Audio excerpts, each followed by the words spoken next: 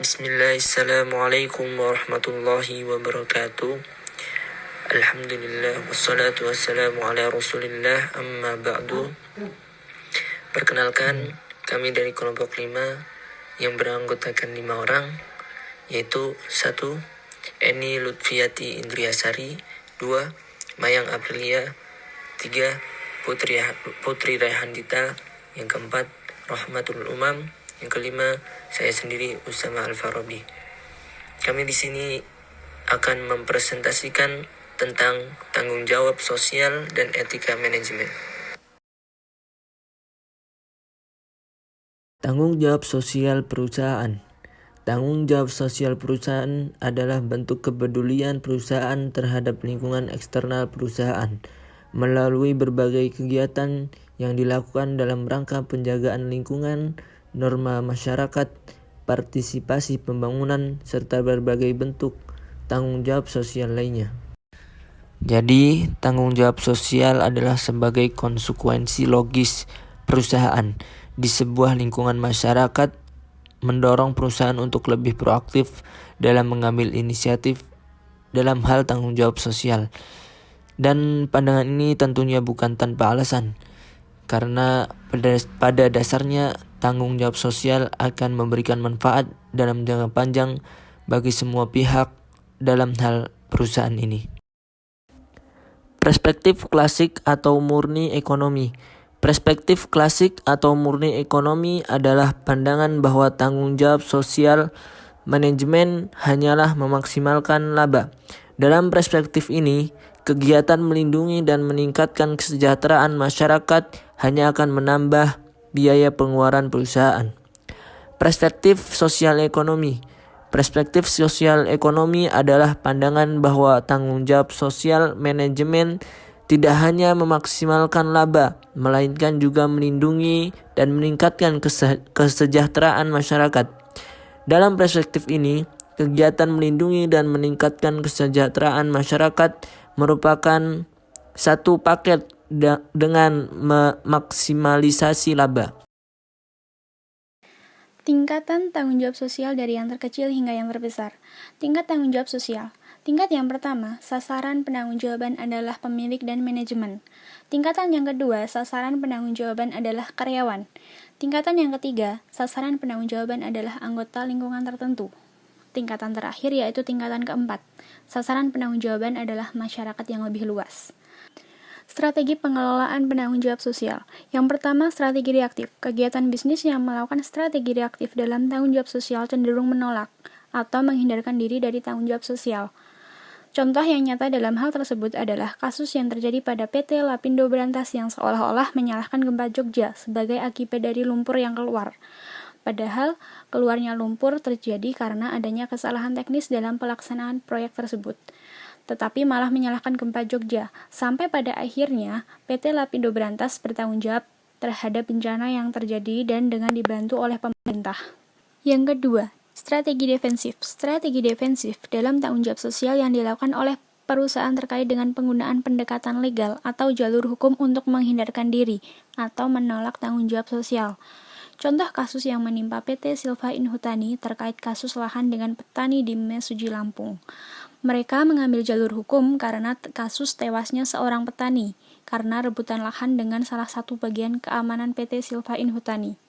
Kasus ini sempat menjadi sorotan dari berbagai media dan dari pemerintah daerah maupun pemerintah pusat tentang adanya pelanggaran HAM yang terjadi.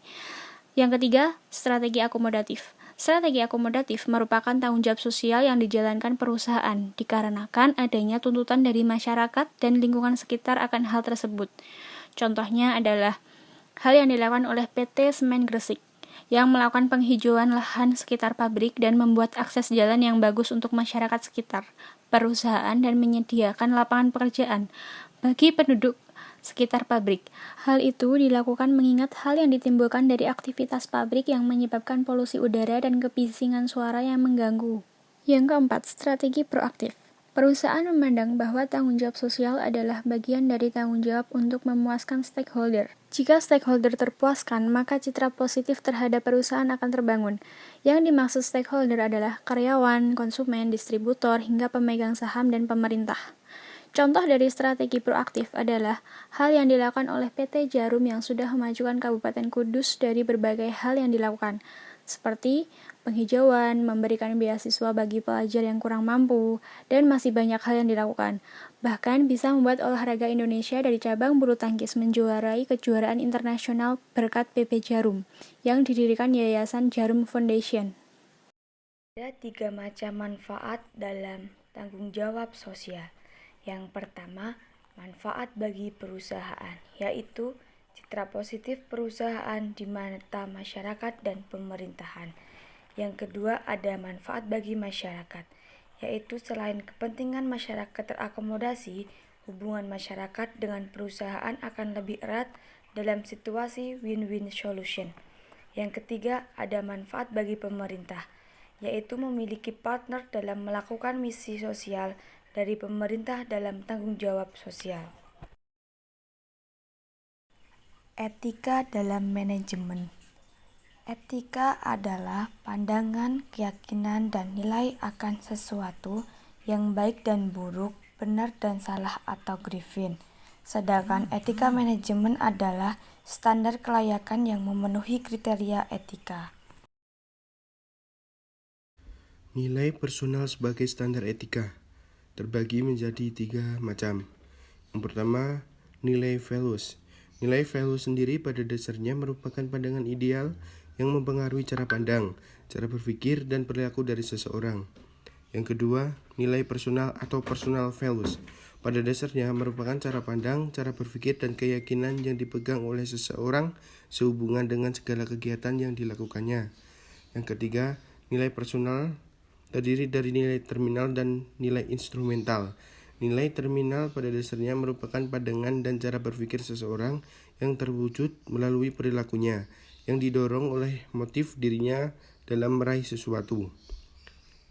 Sedangkan nilai instrumental adalah pandangan dan cara berpikir seseorang yang berlaku untuk segala keadaan dan diterima oleh semua pihak sebagai suatu yang memang harus diperhatikan dan dijalankan. Konflik nilai.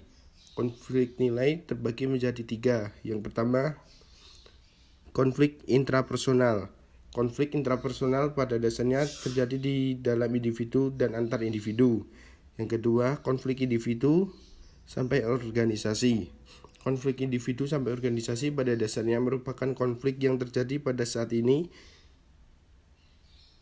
yang dianut oleh individu berbenturan dengan nilai yang harus ditanamkan oleh perusahaan. Yang ketiga, konflik antar budaya. Pada dasarnya merupakan konflik antar individu maupun antar individu dengan organisasi yang disebabkan oleh adanya perbedaan budaya di antara individu yang bersangkutan atau juga organisasi yang bersangkutan. Pandangan etika. Pandangan etika tersebut dibagi menjadi 4, yaitu pertama, pandangan utilitarian.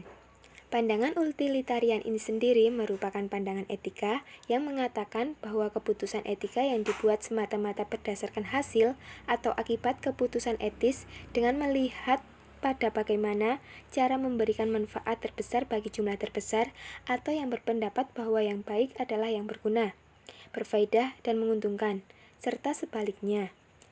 Sikap serta perilaku yang digunakan dalam pandangan etika utilitarian ini yaitu mendorong efisiensi, konduktivitas, serta konsisten dengan tujuan memaksimalkan laba yang didapat. Kedua, pandangan hak. Pandangan etika hak ini sendiri yaitu pandangan yang peduli serta lebih berfokus terhadap penghormatan dan perlindungan hak serta kebebasan pribadi individu-individu tersebut.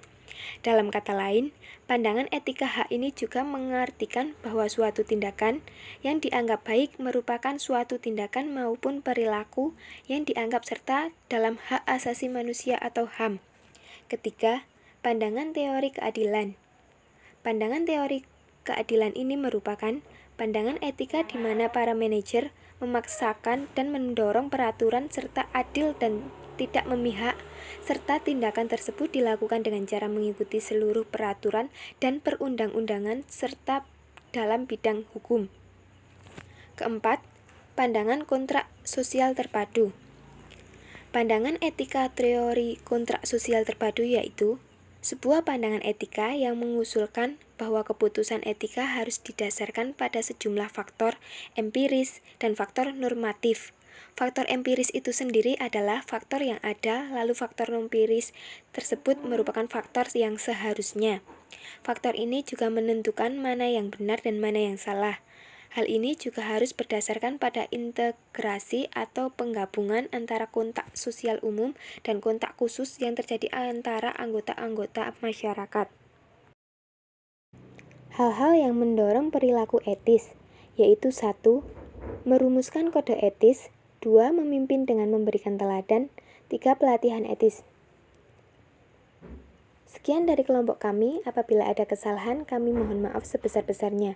Wassalamualaikum warahmatullahi wabarakatuh.